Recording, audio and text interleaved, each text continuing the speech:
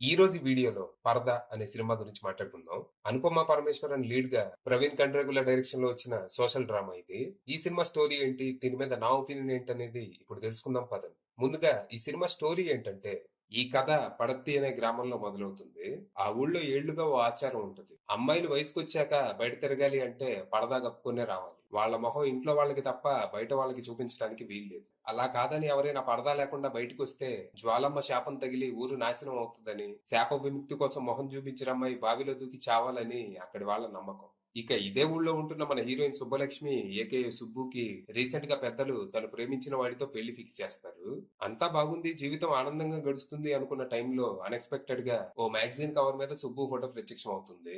ఆ ఫోటో ఎవరు తీశారో ఎప్పుడు తీశారో తనకి తెలీదు. తను ఏ తప్పు చేయలేదని సుబ్బు ఎంత ముత్తుకున్నా ఊరి వాళ్ళు నమ్మరు. ఊరి పద్ధతులు పాటించకుండా తన మొహం ప్రపంచానికి చూపించినందుకు శాప విముక్తి కోసం పెద్దలంతా కలిసి తన్ని బావిలో దూకి చావాలని ఆదేశిస్తారు. అయితే ఈ టైంలో ఏదో జరిగి ఊరి పెద్దలు మనసు మార్చుకుంటారు.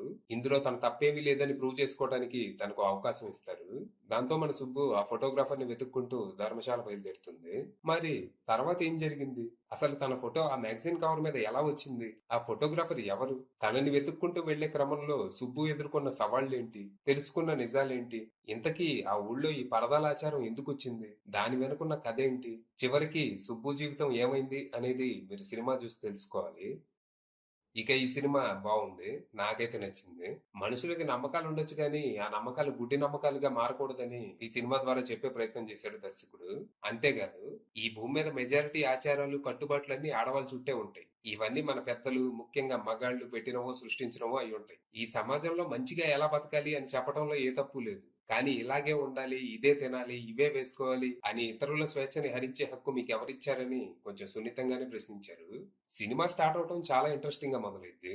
ఆ ఊరు, అక్కడి ఆచారాలు, వాటి వెనకున్న కథని చాలా బాగా ప్రెజెంట్ చేశారు.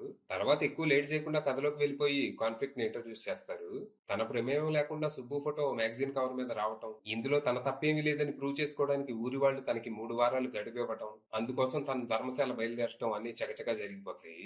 ఇక ఇక్కడి నుంచి సినిమా ఓ సెల్ఫ్ డిస్కవరీ జర్నీలా మారుతుంది. అప్పటి వరకు పంజరంలో చిలకలా బతికిన తను బయట ప్రపంచం గురించి తెలుసుకోవటం, ఈ ప్రాసెస్ లో తనకి పరిచయం అయ్యే వ్యక్తులు, తను ఎదుర్కొన్న సవాళ్లు అంటూ సినిమా సాగుతుంది. ఈ జర్నీ మరీ అంత అద్భుతంగా ఏమీ లేకపోయినా డీసెంట్ గానే అనిపిస్తుంది. ఫస్ట్ హాఫ్ తో పోలిస్తే సెకండ్ హాఫ్ కొంచెం స్లోగా సాగినట్టు అనిపించినా మోస్ట్లీ ఎంగేజింగ్ గానే సాగుతుంది.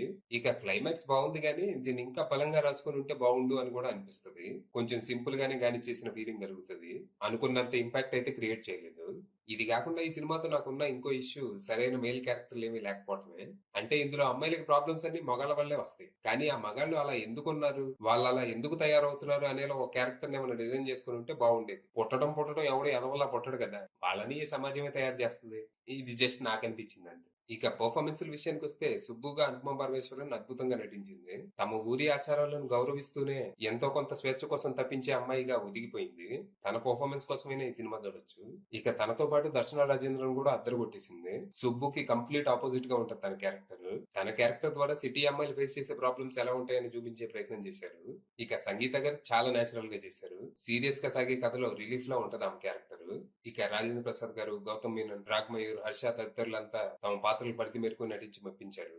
ఇక టెక్నికల్ గా సినిమా సాలిడ్ గానే ఉంది. Cinematography, production values top notch ఉండగా గోపి సుందర్ అందించిన పాటలు, బ్యాక్గ్రౌండ్స్ కు సినిమా మూడ్ ని ఎలివేట్ చేసేలా ఉన్నాయి. ఇక ఎడిటింగ్ సెకండ్ హాఫ్ లో కొంచెం బెటర్ ఉండాల్సిందే.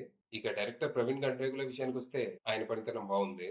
మొన్న సినిమా బండి, నిన్న శుభం, ఇప్పుడు ఇది రకరకాల జానర్స్ ని, ఇష్యూస్ ని తనదైన శైలిలో సున్నితంగా ఆవిష్కరిస్తున్నారు. మంచి ఫ్యూచర్ ఉంది. ఫైనల్ గా చెప్పేది ఏంటంటే, కొన్ని కొన్ని ఇష్యూస్ ఉన్నా ఇది ఒక మంచి సినిమా. ఇబ్బంది లేకుండా ఒకసారి చూడొచ్చు. అది విషయం.